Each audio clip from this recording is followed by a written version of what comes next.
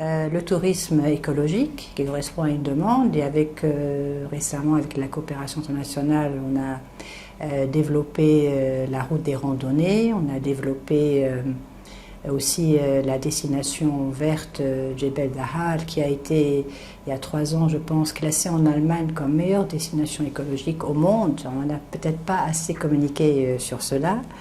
Le tourisme culturel avec surtout bien sûr le patrimoine que nous avons qui est important avec quelques pépites.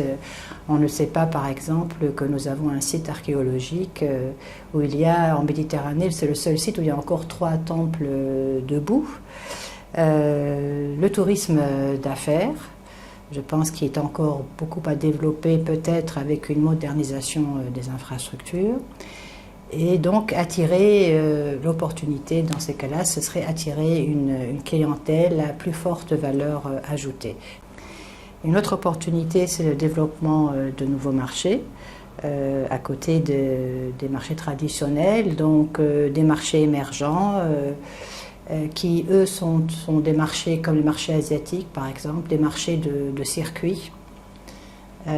Qui sont intéressés justement, et c'est là que c'est intéressant pour le développement touristique des régions, qui sont intéressés par découvrir une histoire, une culture, des traditions, des spécialités culinaires ou artisanales, et aussi peut-être renforcer les marchés maghrébins et les structurer, car ils contribuent comme le marché intérieur à la résilience du secteur.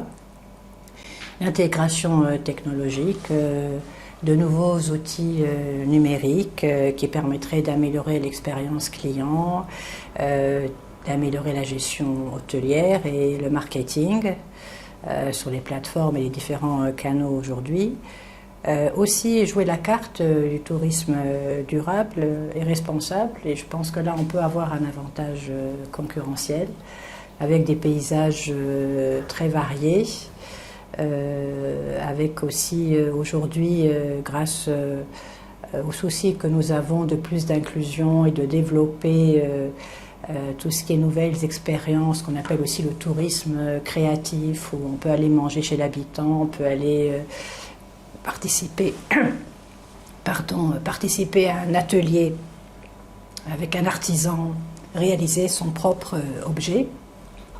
Donc je pense que là, nous avons un artisanat merveilleux en Tunisie, je crois un des plus riches dans le monde, des plus diversifiés.